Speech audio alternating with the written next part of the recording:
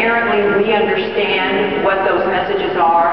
Sabrina, is that part of what your belief is? I think yes and no. I think that if you look at what's going on the left, we are out-researched, outnumbered, and outspent by groups like Emily's List, the American Association of University Women, the National Women's Law Center, Women's Voices, Women's Vote. I mean, the list goes on and on. And the amount of resources they have, we are a little pill bug compared to the big gorilla. Emily's List, to put it into perspective, raised $52 million in 2012, and they have invested not only resources, but over a decade of serious social science research into how to reach women. Now, I don't think you need to necessarily go to those lengths. I think, like you said, there's a lot that we can just guess at, right? But we're not really in a position to guess anymore. I think we are at a point where we need to figure out what actually moves women. I can tell you from research that the Independent Women's Forum has done on the debt research, on the Paycheck Fairness Act, on the war on women, on Obamacare. Men and women don't respond the same. They might want the same thing. Let me tell you about the debt research we did.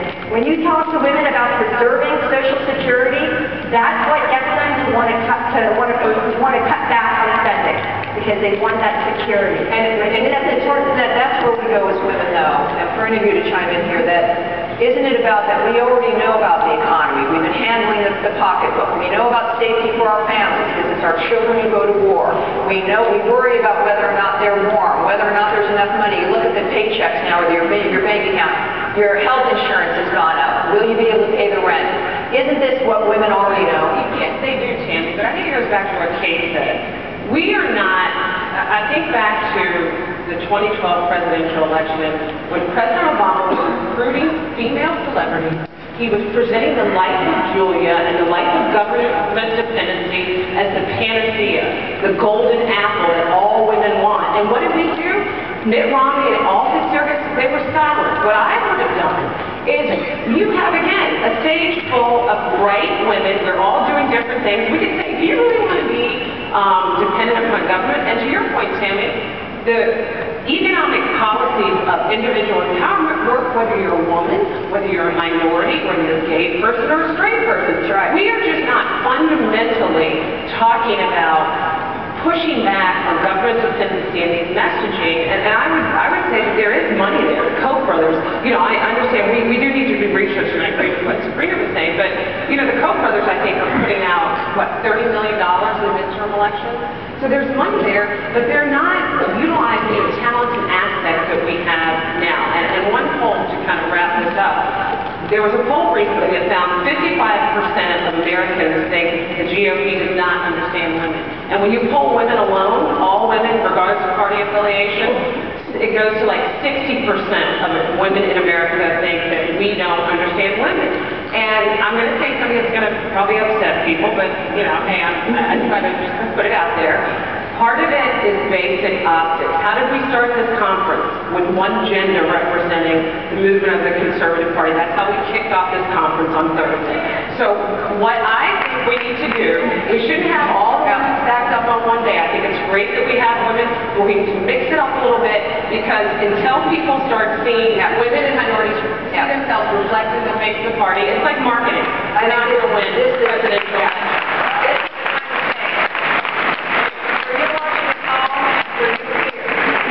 This is not a spectator sport, is it? Yeah. This is about being heard. And you know us, but you also know the powerful women in your own life. You are a powerful woman.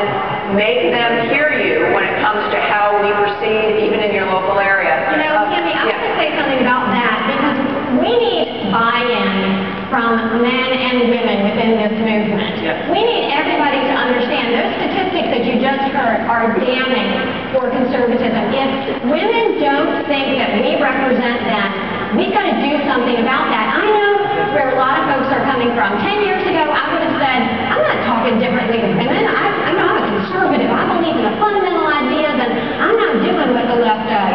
Well, I have totally changed on that, folks, because women think that we don't represent them. We need to change how we talk to women, we need to think about our messaging, and are we directly reaching out to women? Some of the issues that we don't hit on are the best issues for women. Gun control. You really want your daughters to be defenseless on college campuses and not be able to defend themselves?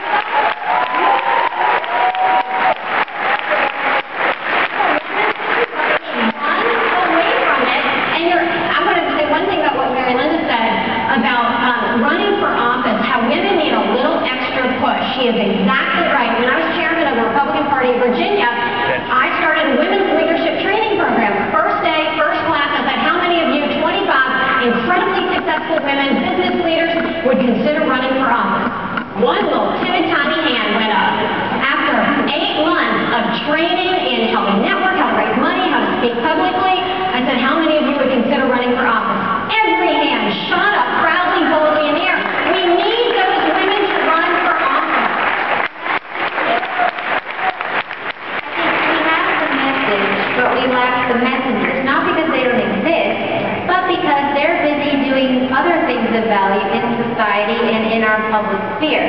What we have to do is say, can you take that, channel that, and run for office? That way, it's not, an artificial thing where you say, okay, we need a woman to use her face, which she does, whoever brought it up, that Obama did with these celebrities, right? Right. That's not what we want. What we want is we want to take the pool of talent we have and just empower those women and plant the seed, say, run, ask them to run. And then when they run, though, we've got to back them up, because they're going to be attacked more viciously than any of the male candidates. The men have to be backing them up, whether you like them or not.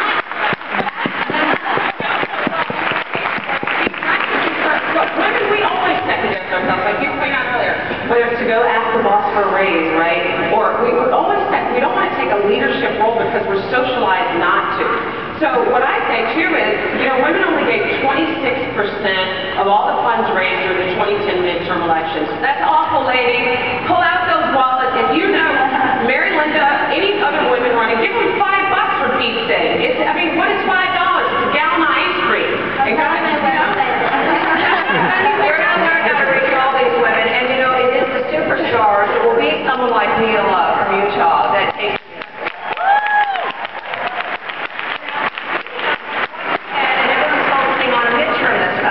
We know women made that historic revolution happen. Women led Tea Party, which is effectively the stakeholders of this country speaking about economic issues, about our families.